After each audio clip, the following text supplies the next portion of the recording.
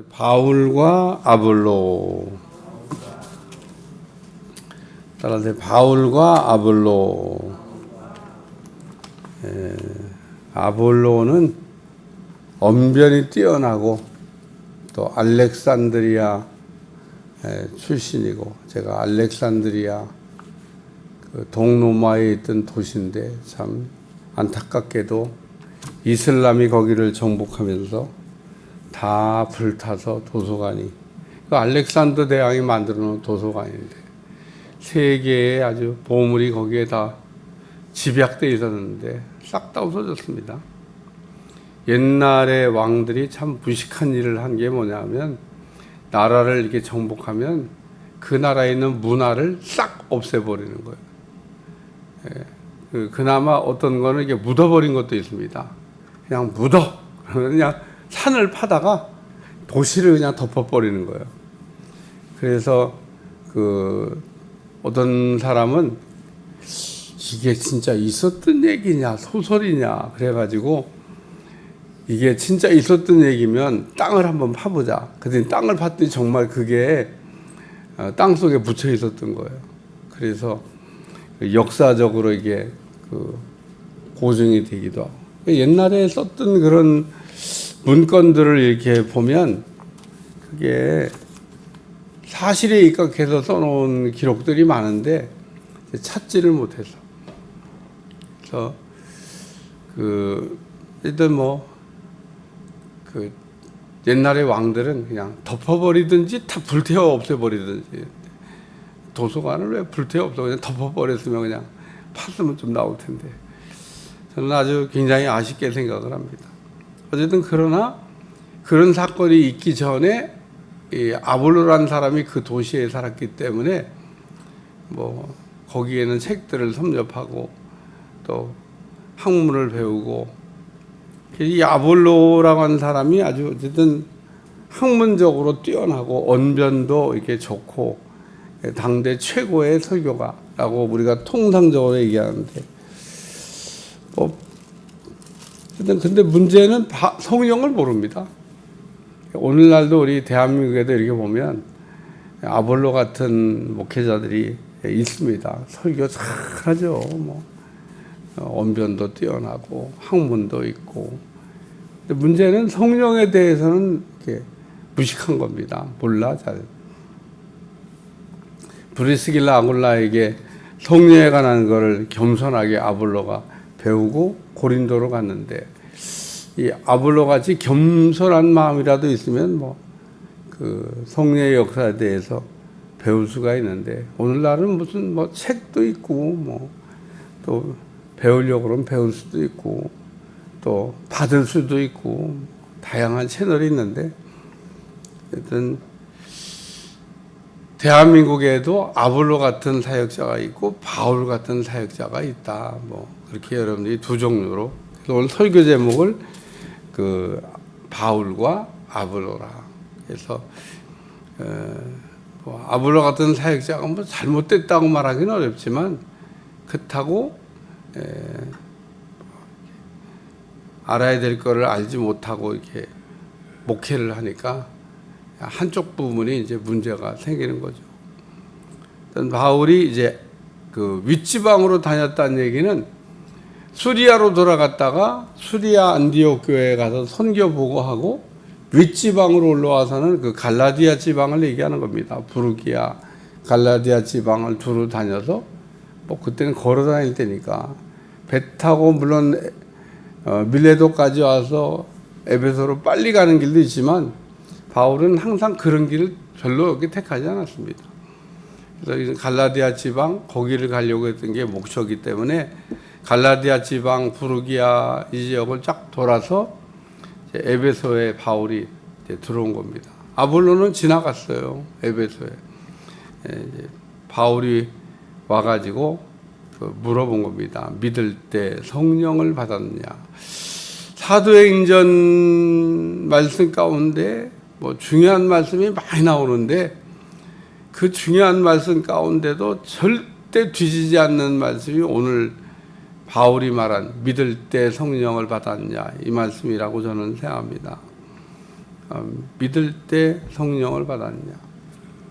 사도행전 2장에도 오면 예수님의 제자들이 성령 받는 내용이 나오는데 불신자였냐? 불신자 아닙니다. 믿는 사람들입니다.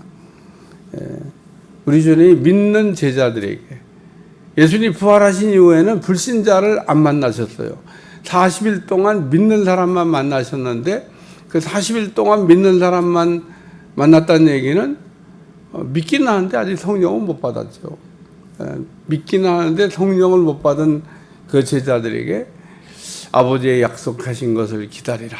요한은 물로 세례를 베풀었거니와 너희는 몇 날이 못되어 성령으로 세례를 받으리라. 그러면서 우리가 받아야 될 세례가 두 개가 있다. 하나는 물 세례, 또 하나는 성령 세례.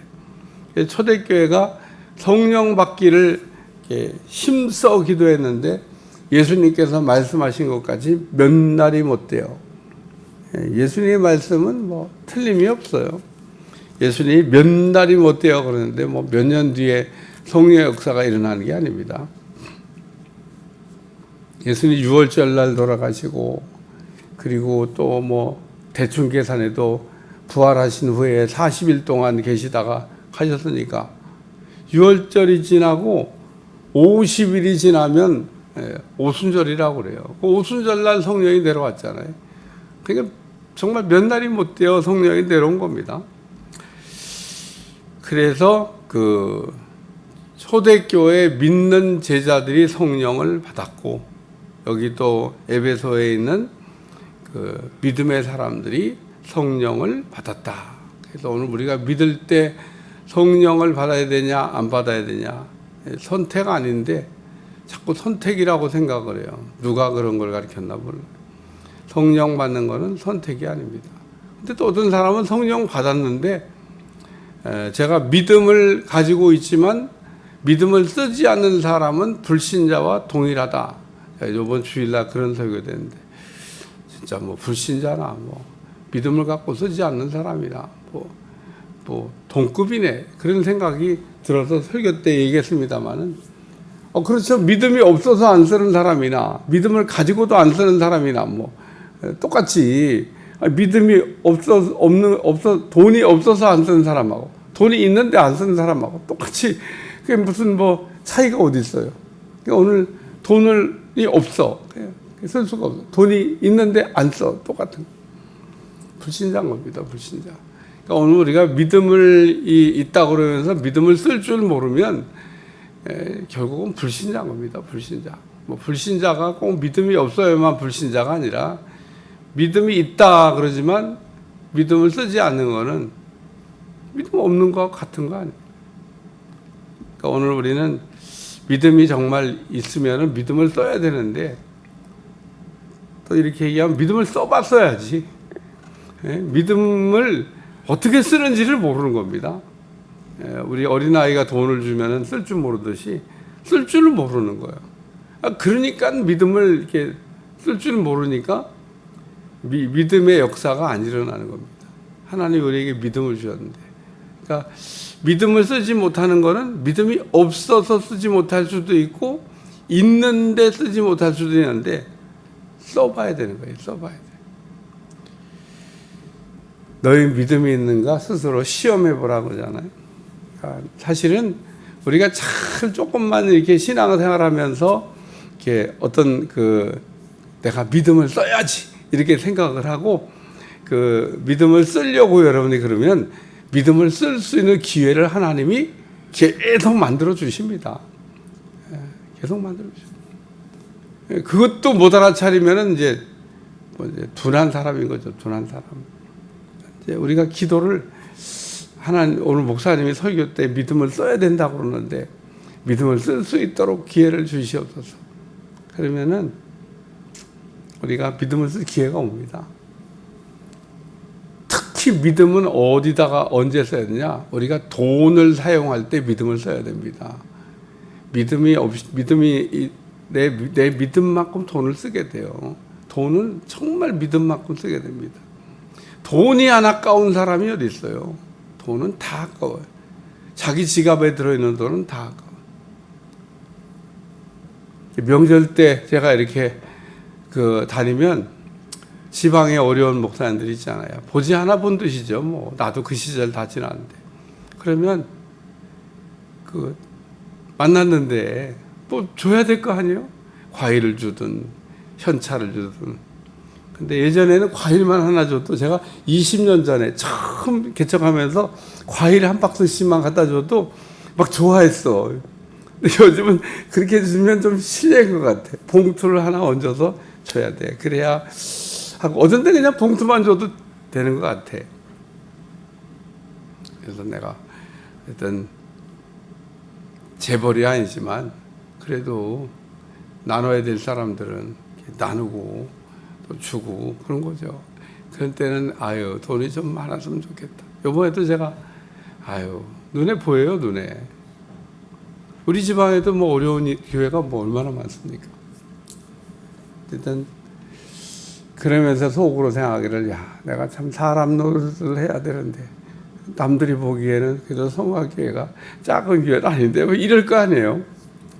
말이야 명절 때 되는데 말이야 과일 하나도 안 주고 선교비도 안 주고 그런다고 그럴 거 아니에요. 속사정을 모르는 사람은 다 그렇게 얘기해요. 또 어쨌든 뭐 생색내기만 하는 거죠. 요즘. 어제도 어떤 분 만나서 이렇게 잘 식사 대접하고 커피도 사드리고 일단 뭐 선교비는 못 들어도 같이 식사 이렇게. 어쨌든 명절 때 되면 그런 게 좀 필요합니다. 돈을 써야 돼. 돈이라고 하는 거. 돈은 우리가 이게 쓰라고 주신 거지. 그때 믿음이 필요하다. 그때 믿음이. 근데 기도할 때도 믿음이 필요하고 사실은 찬양할 때도 믿음이 필요하고 제가 얘기했잖아요. 헌신할 때, 봉사할 때, 무슨 감사할 때 다 믿음이 필요해. 이게 믿음이라고 하는 게 그냥 모든 것에 이게 뭐 약방의 감초처럼 써야 되는 거지 이게 없이는 아무것도 안 되는 겁니다. 왜냐하면 믿음 없이 하는 게 죄라고 그러잖아요. 그러니까 오늘 우리가 믿음 없이도 기도하고 믿음 없이도 봉사하고 믿음 없이도 헌신하고 믿음 없이도 뭐 부제도 하고 믿음 없이 뭐 다 이렇게 하는데 이게 다 문제가 되는 겁니다. 이게 왜 문제가 되냐면 반드시 부작용이 일어나게 돼 있어요. 믿음 없이 하는 거는. 믿음 없이 하면 어떻게 부작용이 일어나냐? 이제 자기도 모르게 그 얘기를 막 자랑하는 겁니다. 그러니까 우리가 찬양을 할 때 오로지 주님만 영광을 이렇게 받으시도록 잘 여러분들이 감당하시기를 축원합니다. 그래서 오늘 믿을 때 성령을 받았냐? 이게 이제 믿음이 성령 받을 때 필요하다 그런 얘기입니다. 왜 성령을 받기를 기도를 안 하냐? 믿음이 없어서. 오늘 믿음이 없는 사람에게는 성령이 내려오지 않습니다. 믿지 않는 사람에게는 성령이 내려오지 않습니다. 그래서 믿음이 필요해요. 그래서 베드로가 우리가 어찌할꼬 그러고 사도행전에 보면 베드로가 뭐 마음에 찔리는 설교를 하니까 막 회개하라 그러고 너희가 예수님을 죽였다 그러니까 그럼 우리가 어떻게 해야 됩니까? 그럴 때 너희가 회개하고 그리고 성령을 받으라고 얘기했습니다. 그러니까 우리가 회개하고 성령 받기를 우리가 기도하면 그런 사람에게는 그냥 성령이 내려오죠. 근데 사도행전을 읽어보면 또 그렇게만 성령이 내려온 건 아닙니다. 고넬료라고 하는 사람이 말씀을 막 사모했더니 말씀을 듣는 중에 이 성령이 내려오셨어요. 그리고 또 물세례를 아직 받지도 않았는데 성령이 이게 내려오기도 했습니다. 그러니까 이 어떤 성령의 역사라고 하는 게 어쨌든 믿음을 가지고 있는 사람들에게 어떤 역사하는 하나님의 능력이다. 어쨌든 성령을 받아야 됩니다. 성령을 받아야 될 이유 가운데 또 한 가지 중요한 이유는 뭐냐면 기도가 변한다는 거예요. 기도. 우리의 기도는 마음의 기도도 있고 영의 기도도 있는데 성령을 받지 않으면 영의 기도를 할 수가 없습니다. 그리고 영의 기도를 통해서 영적 유익을 얻을 수도 없습니다. 그러니까 오늘 우리가 이 기도가 마음의 기도와 영의 기도가 있는데 성령을 받은 날로부터 시작해서 우리가 영의 기도를 시작하는 문이 열린다는 거예요. 영의 기도하는 게 그러면 뭐 성령 충만 받는 거냐? 그건 아니죠. 성령 충만을 받으니까 영의 기도의 문이 열린다는 거예요. 여기 방언도 하고 예언도 한다 그러잖아요. 이게 다 영의 기도입니다. 영의 기도. 방언도 하고 예언도 하고 이게 다 영의 기도예요. 영의 기도. 그러니까 우리가 그 성령 충만을 받을 때 우리의 기도가 마음의 기도에서 영의 기도로 확장되고, 제가 아까 믿음을 가지고 믿음을 쓸 줄 모르면 뭐 불신자와 같다. 근데 성령을 우리가 받고 성령을 우리가 그 의지하지 않으면 그것도 뭐 성령 안 받은 거나 뭐 받은 거나 뭐 똑같은 거 아닌가 그런 생각이 듭니다. 어떤 분들 보면 성령을 받았는데도 그 믿음을 가지고도 믿음을 쓰지 않는 것처럼 성령을 받았는데도 성령님을 의지할 줄 몰라. 성령님을 무시하고 삽니다. 근데 성령 안에서 사는 사람이 얼마만큼 성령에 민감해야 되냐?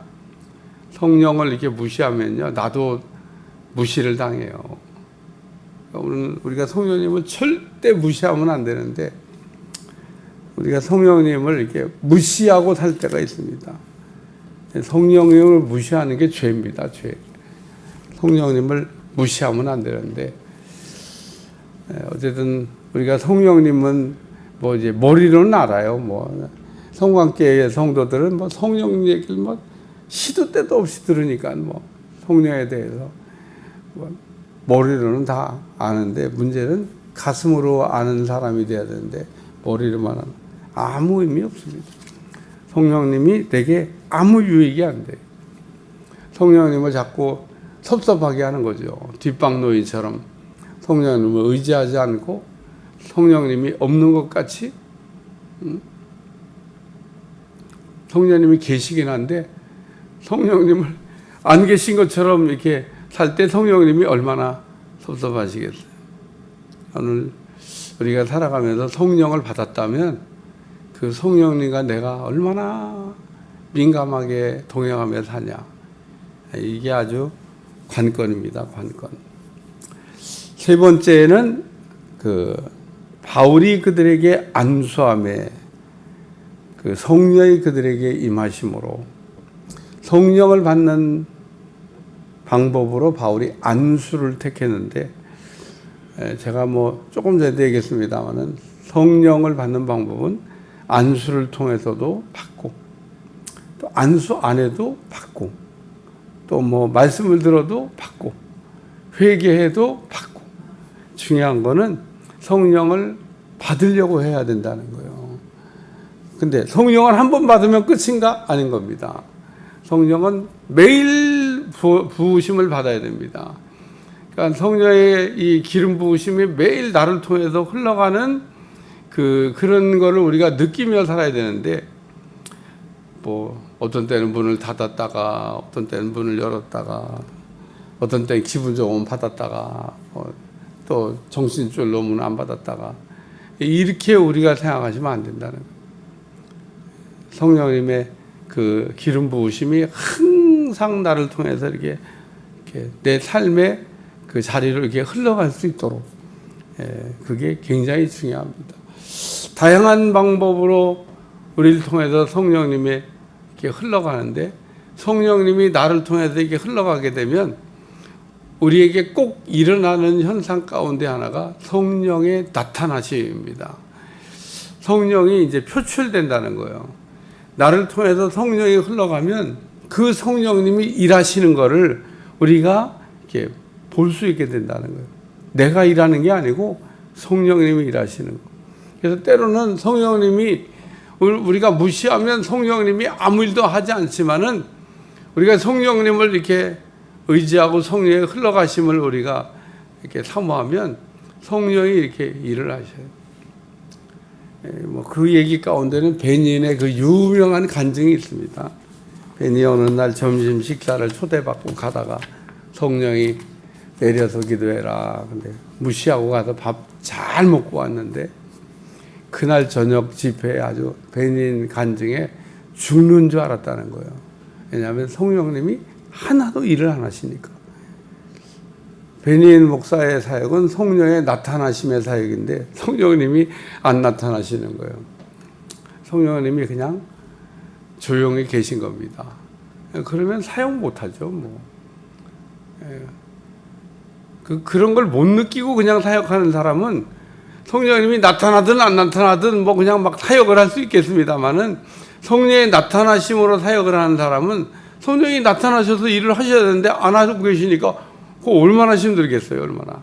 모르는 사람은 그냥 뭐 성령이 나타나든 안 나타나든 그냥 뭐 집회를 하겠습니다만은 성령의 나타나심으로 성령이 일하시는 걸 보면서 일하는 사역을 하는 사역자는 성령이 먼저 앞으로 가서 일을 하셔야 되는데 성령이 앞서서 일을 안 하시고 그냥 가만히 계시니까 자기의 집회 가운데 그날 저녁은 아주 죽는 줄 알았다고.